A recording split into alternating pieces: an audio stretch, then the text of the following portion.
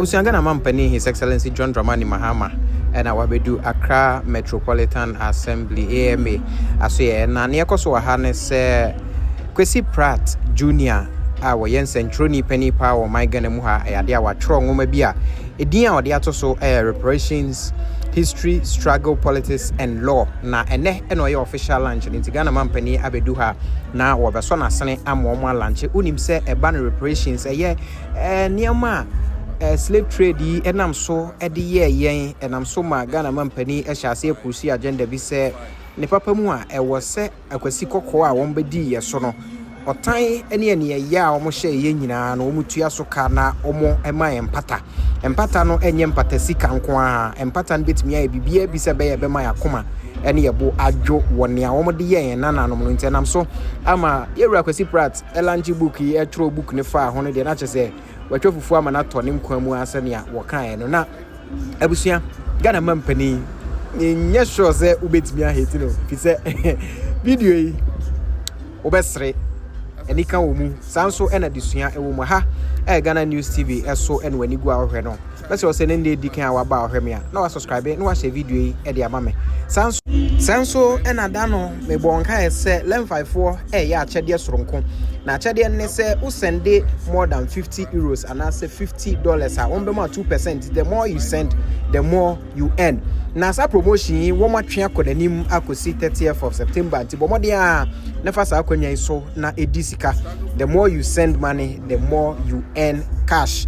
Bomode a download the Lemfi na bo me code news ehemu na o first download no wo mo nche $10 wo a ye Europe so no ma che $20. Sanso e na say wo send this card the more you send na mekan no na unya 2%. Bomode a download the Lemfi fi say wo send this card wo mo nte wo hwe sanso e no rate no e wo soro ha Ghana News TV so abusia me yanko e ne yentie Ghana Mampani na yensere kakra ansane ato aso. The book Reparations, History, Struggle, Politics, and Law, author Kwesi Pratt Jnr.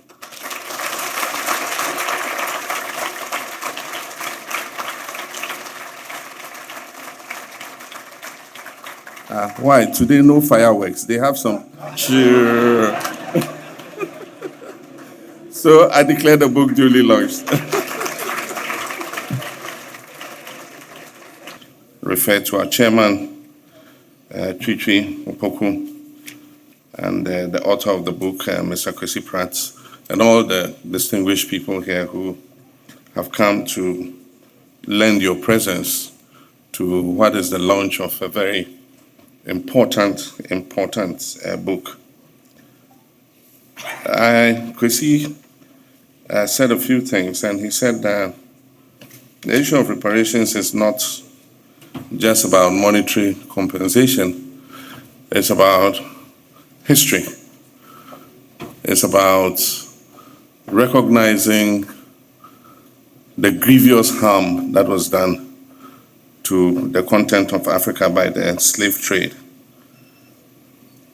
When he asked me to write the foreword, what I didn't tell him was that his fufu had fallen into my soup. Because from 2023, I got an invitation to Nova Scotia. Why I was invited, I didn't really understand. But it was a conference of African universities studying reparations. And so in 2023, that's where my interest in the issue of reparations was ignited.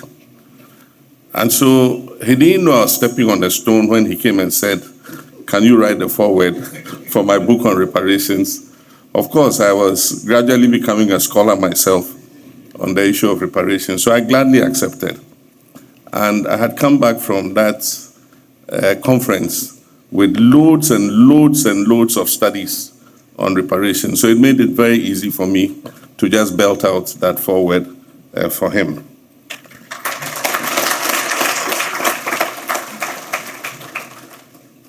And when he came to Malabo to pre-launch the book, we ordered some copies, and I very happily distributed it amongst my fellow presidents.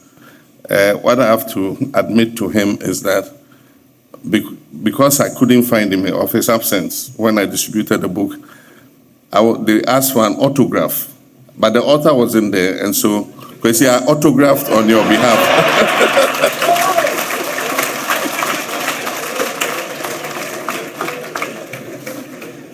So if you find a few copies of your book with my autograph in it, then I am seeking your permission to have done that.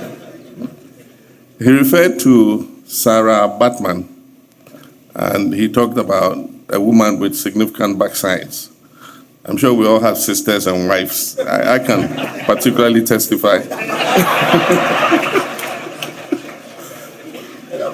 And because of the Caucasian physique was for flat bottoms. And so this was seen as extraordinary that a woman should be so endowed at the posterior. And so, like you said, she was taken to Europe. She was South African, and she was taken to Europe by two people who promised her a good life and a lot of money if she would play along. And so they exhibited her in a cage, like an animal. And people will come and look at her. She would have to undress to show her posterior. And people will come and look at her and laugh and jeer and do everything. Eventually, that woman committed suicide. I mean, the humiliation, the degradation was too much to bear. He also gave the example of the woman from Elmina, Monica Fernandez, they called her. In those days when they baptized you, they discarded your native name. So we don't have on the record what her actual native name was, but she was baptized in the castle. And once you were baptized in the castle, you were supposed to live a pure Christian life. She was bitten by a cat, and the injury was festering. And so, I mean, like all Africans would do, she went to a herbalist to see if she could get a cure for the cat bite. And somebody went and reported her that she had gone to a fetish priest. And so they accused her of witchcraft. And they had a court in the castle. So the trial started in Elmina Castle. And the appellate body was in Portugal. And so at a point, the judiciary in Elmina Castle decided to refer the case to the appellate body in Portugal. And so she was transported to Portugal to continue her trial. And so she was found guilty of witchcraft, but she was given a light sentence. And the sentence was Christian re-education. And so she had to undergo Christian re-education to cement her faith. And eventually she was discharged as being a reformed prisoner because she had imbibed the Christian ideology properly. But she wasn't brought back to Almeida. She was abandoned in Portugal until she died. So these are just individual examples, but they are living examples of the humiliation the African person faced in the period of the slave trade. Cabral has done a beautiful review of the book, and Kwesi also spoke, and all of them mentioned the middle passage. The slaves, when you go to the castle, we go there as a tourist experience to educate ourselves, but also to enjoy a day out. But we cannot imagine the unspeakable horror that our people had to go through those castles. And you see the door of no return. They show you this is the door of no return. And once you went through that arc, you were loaded onto a canoe. The ships were offshore, and they took you onto the ship. And for those of you who have studied history and the slave trade, you would see designs of how the slaves were packed. There were several floors, and so they could take you to any of the floors. They tied the men separately, the women separately, the younger teenagers, infants separately. And the shackles were on the floor, and so you had to lie down, and your hands were shackled, your legs were shackled, and so you could virtually not move. The passage from Africa to the Caribbean and the Americas typically took between 80 to 90 days. So imagine being shackled in a ship for 80 to 90 days, unable to move, unable to sit, just lying on your backside. They come with a little food, open your mouth and slap something into your mouth. You are forced to swallow in order that you can survive. And in many cases, illness broke out on the ships. And when people were too ill to continue the passage, in order not to spread whatever illness they were suffering from, they were thrown overboard in what was called the Middle Passage. Now, if you look at estimates of the trade, Kwesi stated about 12 million. But if you do the math, the average slave ships took between 400 and 600 slaves at a time. And it is estimated that there were about 36,000 slave voyages between 1514 and 1866. So if you look at 36,000 slave voyages with an average of 400 to 600, the estimate will be much higher than 12 million. And if you landed your slave vessel with 20 to 30% loss, that was acceptable. And so if 36,000 slave voyages with almost close to 20 million people were carried across, and there was a loss, acceptable loss of 20 to 30%, then you are looking at deaths of between 3 and 4 million people who didn't get to the destination. And the horror of the slave trade was felt on both sides of the Atlantic. Families that lost their parents, both mothers and fathers. And so a lot of children were orphaned because their fathers and mothers were enslaved and forcibly removed.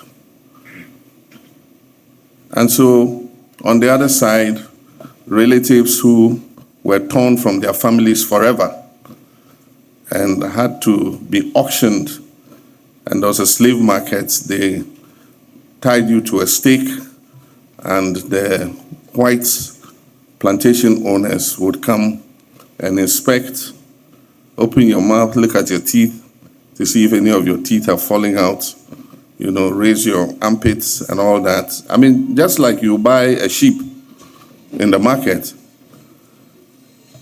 and eventually if he decided to buy you, he took you, and like they always do, in order to enslave you completely, they change your name. And so that's how you can become Cassius Clay, because your slave owner was called Clay, and he named you Cassius. And yet your African name might have been something completely different. For those of you who have watched Roots, you remember Kunta Kinte, when they tried to force him to change his name. So these are a few more details of the slave trade and the issue of reparations. And I think that Kwesi's book is a very important contribution to the struggle for reparations, not only, like he said, in terms of monetary compensation, but also in terms of making people remember that history. There is something in history we call revisionism. Revisionism is when a government adopts a particular policy to try to rewrite the history according to how they want people to remember it. And I'm sorry to say, we saw a bit of revisionism in Ghana where the issue of the founder of Ghana and the role of different political movements.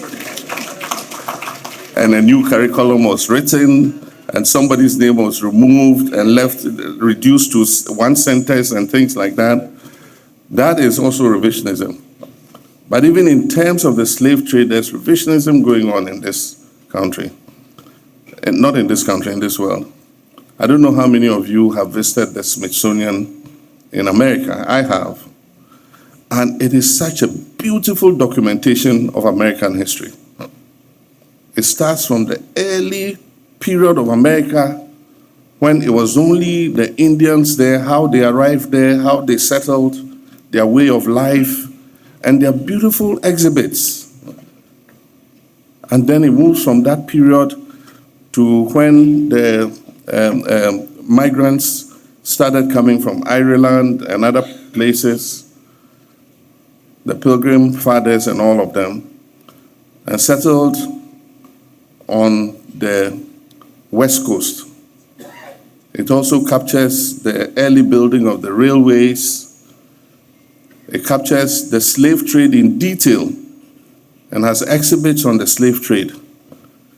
It captures how there was a push from the west to the east coast and how the Indians were dispossessed of their land. But it also has a lot of modern exhibits. The Apollo moon landing, the exhibits are there.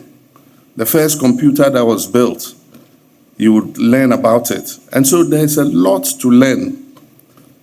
And if you have been following the news, recently somebody said the Smithsonian has too many negative stories. That is revisionism. And so if you go to the Smithsonian, you come out depressed. But that is your history. That is the truth. But of course, that is a way of attacking the Smithsonian and saying that, okay, take some of those adverts that are negative of America so that we can go through and see a happy story and we lived happily ever after America, and that is the intent of, going at the Smithsonian. And it's not only the Smithsonian, Black African Month and all that are all under attack by a new group who say they are tired of being politically correct. And so they must be left free to express their racist views. And so all these are happening. And so the reparations movement is being resisted. You knew that you were packing them into a place to gas them and kill them. Women, children, men. That was horrible. But like it was said, it's documented that 6 million people were affected. The slave trade was almost twice that. And so, like Kwesi said, if you can restitute for that, why can we not demand restitution for what was the most criminal human enterprise known to history?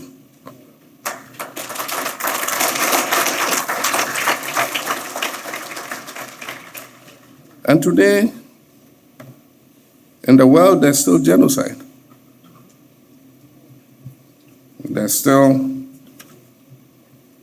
We're seeing images that are reminiscent of what happened in the Second World War. We're seeing emaciated children.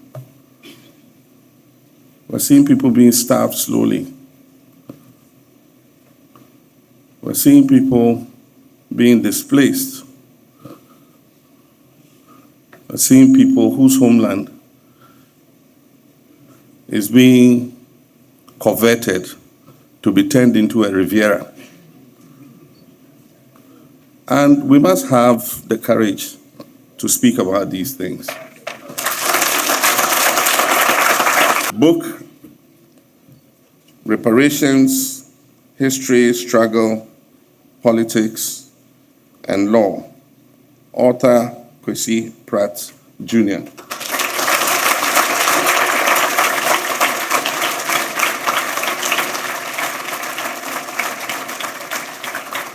Why? Today, no fireworks. They have some cheer.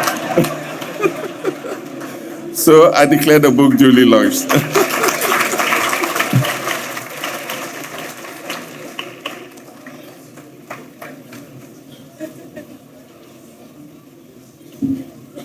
was hoping the band would at least give us a drum roll or something. And they make a pledge, or they promise something to happen here, or do this here. You know who pays it? The Chief of Staff. So my comrade is launching his book. I can afford to be generous because the Chief of Staff will pay. So I'll buy the first copy for 200,000 Ghana cedis. And Your Excellency, just before you go, sir, does your appointees, presidential staffers, ministers, do they have your permission to pledge and buy? Not close to 200,000, but 100,000. They are not as rich as other ministers, unfortunately. But at least they have permission. Please, once again, a round of applause for the president. Our first copy. Warriors here, this is gungulum gungulum gungulum gungulum gungulum gungulum gung. This is Ghana News TV. The time is 6 o'clock. Let me follow. Ghana. So send this cafe amanoni ab Africa ha. You learn five. Say ye fear wo pese won tono. You learn five. E dan ya na say japade a wani da so a pese oto Africa ha no.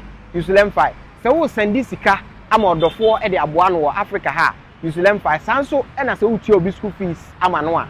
You learn five. Yenti American full learn five ama on say utimi send this sika e fa learn five so a e mani begu bank account mu. Sanso e na timi begu mobile money account mu. Enu achi nso no de bia lemfi e wo daily rate a e ma hu sika dodo a wo send a wo benya lemfi e secured na wo send this car enche na nipa wo send ama no ne nsa aka lemfi wo USA, Canada, UK, Italy, Germany, Ireland, Netherlands, Spain, Belgium, Portugal and France. What the lemfi send this car untu ahwe bomodi an dey use me code NEWS news na say ene any day di kan o register or lemfi so a unya bonus sanso and you use chance so a ye wo bonuses ahodo a ye de ma. Follow and watch Ghana News TV. But then you gave me a 252-page book, 152-page book, and you spent about months to write it. And I'll try to be as brief as possible. Your Excellency, President John Dramani Mahama, Comrade Chairperson, the author Kwesi Pratt, distinguished ladies and gentlemen. When I look at this august audience, I deem it a great privilege and honor to have been invited by the author Massa Kwesi Pratt Jnr. to review his latest book, Reparations, History, Struggle, Politics, and Law. I'm indeed humbled and honored and grateful to Kwesi for the honor. But I've been wondering, and I want to ask if I may be allowed, why me? If Kwesi had done some check, you have noticed that this is the first time I'm reviewing a book. Although I've had my books reviewed, I've read reviews, so you can see my trepidation as I stand before you. Your Excellency, even before I go into the meat of the review, let me say that I was literally ambushed to do the review, and I'll explain. And to explain, I need to, because the name I'll mention is not the name that I'm called. You know, now I'm called Cabra. I used to be called Peter, but when I saw the light, I dropped the Peter and took Cabra. But in my inner circle of friends and family, and if you ask Freddie Blay, Kwekubakon, they have a name for me, Uncle K. It's a special name that has an origin. So we have a chat. Kwesi calls me one morning, Uncle K, I've just published a book on reparations. If I'm trying to imitate his voice, I can't. Which should be launched on 9th September that year. Who will you recommend to review the book for me. Without waiting for my response, he answers his own question. Ankeke, I think you should do it. I'm arranging to send you a copy of the book. That was a trap, because myself and Kwesi come a long way. We've been in trenches together, and he happens to be my uncle-in-law through his wife, his supportive wife, Marian, who is an auntie of my wife. And he is a grandmaster. So I agreed to do it in spite of my doubt about my competence for the task. It is too late. I'm here already. For me to seek refuge in what Jesus Christ requested his Father in heaven to do for him when he faced his crucifixion, to let the cup pass.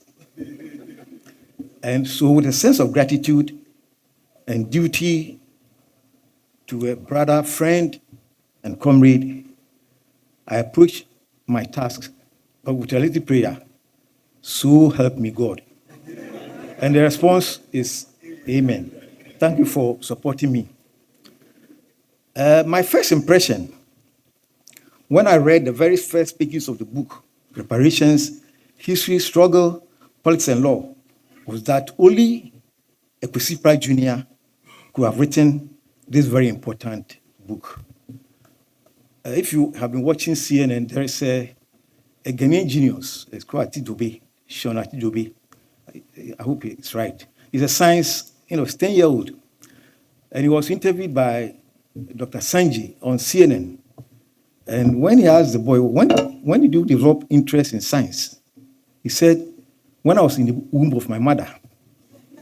And I want to believe that Kwesi developed his passion for politics, for the struggle, right from the womb of his mother, like a young boy. And it is not by accident of history. Kwesi Pratt Jr. was born into struggle. And I think I've skipped a paragraph, which is very crucial. When you ask to review a book, the tendency is to just read a book and then do a summary. But I think if you want to appreciate the book, you need to look at the man, the author. And knowing Kwesi Pratt, he was born into struggle. His father, the original Kwesi Pratt, was an uncompromised trade unionist and activist. With such a DNA, Kwesi's life has been one of committed struggle for social and economic justice. He's an ardent believer in the total political, economic liberation of Africa and its unification. He has all his life been a campaigner for democratic rights and fought alongside many other giants of our country for the restoration of constitutional rule.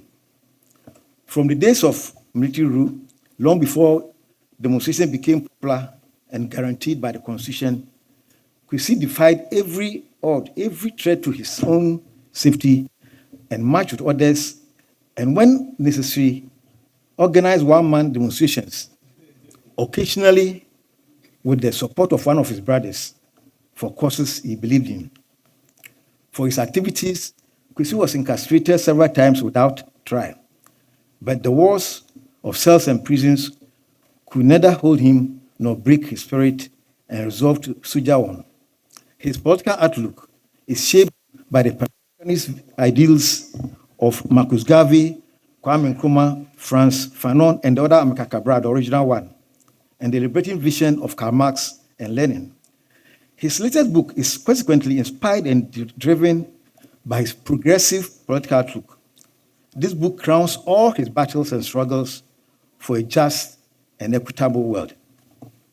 The second observation that struck me was the timing of the book, which confirmed for me that, unlike some of us who are no more in active journalism, Kwesi is still an active journalist and knows two cardinal elements of news: relevance and timeliness.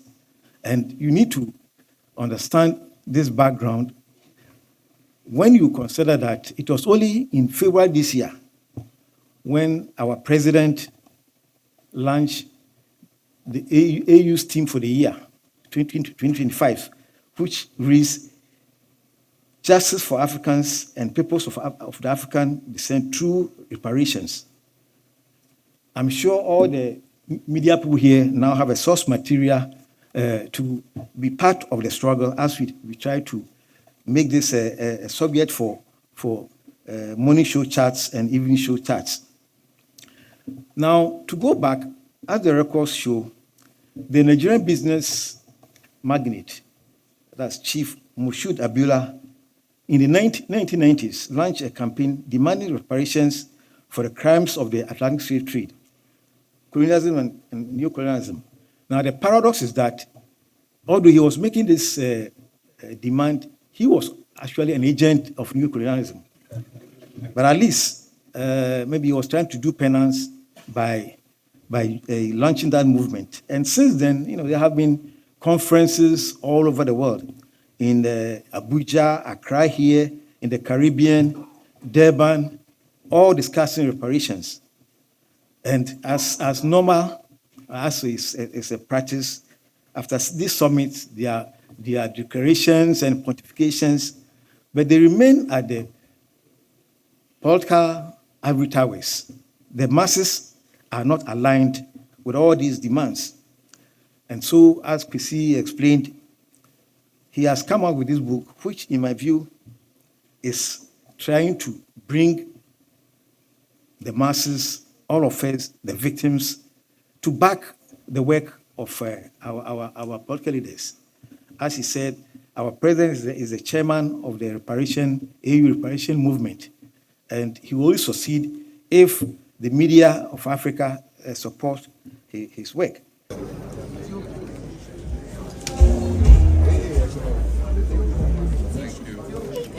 Say you shouldn't do national anthem because we haven't closed.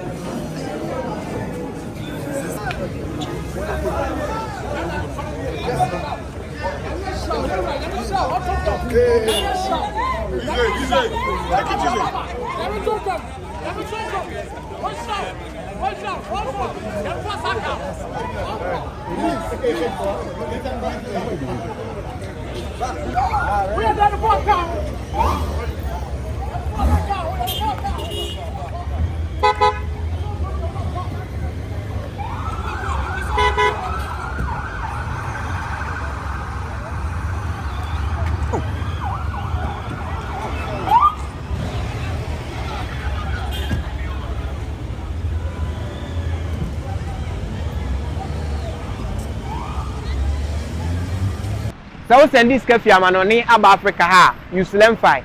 Say ye fear wo pese won tono Usulemfi. E dan ananse japade a wani da so a wo pese oto Africa ha no Usulemfi. Se wo send this sika ama odofo e de aboa no wo Africa ha Usulemfi. Sanso e na se wo tie obi school fees ama no a Usulemfi. Nyenti amekanfo lemfi ama one se utimi send this sika e fa lemfi so a e ma ne begu bank account mu sanso e na timi begu mobile money account mu. Eno achi nso no de bia lemfi e wo daily rate a e ma hu sika dodo a wo send a wo benya lemfi e secured na wo send this car enche na nipa wo send ama no ne nsa aka lemfi wo USA, Canada, UK, Italy, Germany, Ireland, Netherlands, Spain, Belgium, Portugal and France. What the lemfi send this car untu ahwe bomodia dey use me code NEWS news na say ene any day di kan o register o lemfi so a unya o bonus sanso e na use chen so a ye wo bonuses ahodo a ye de ma menu makwekwe sa sempa kania Semenam na meti asempa na mo amane a na ma no keka me. Anyem bia what ANS Trading Agency Limited nka. Sa wo ka say door to door for no de na e watwa. E sense obi ene wa say wo was door to door business nim. Wo nneoma wo UK a wo de ko Ghana. Ana say Germany a wo de ko Ghana. 3 to 5 weeks e be kwa kodu nipa ne puno no say try. Na de mo demonstration ko say adwuma de we mu ne say wo ho bo no. E da form say boko. ANS Trading Agency Limited. Ewo air freight special service. And on your money, you never play. Intimpa na akwa kodu. Obetima for sa akwa we also the new free Ghana, akwa UK and Germany. FAGG them, which na also na ye. I mean drop bomb. ANS Trading Agency Limited pe and a 40-footer any 20-footer container. For UK ediko Ghana and Germany ediko Ghana. Omo manioma yemre. Import to export to them there for you. Omo Ghana na money 0249 170 423. UK has over free 0790 802 7527. Germany 09173 771 2733. Ubenya ANS Trading Agency Limited. Our West Croydon ANS Trading Agency Limited. Quantum Brantam. Wana bebo ya baso. Maybe next time in your fill up from the bebro.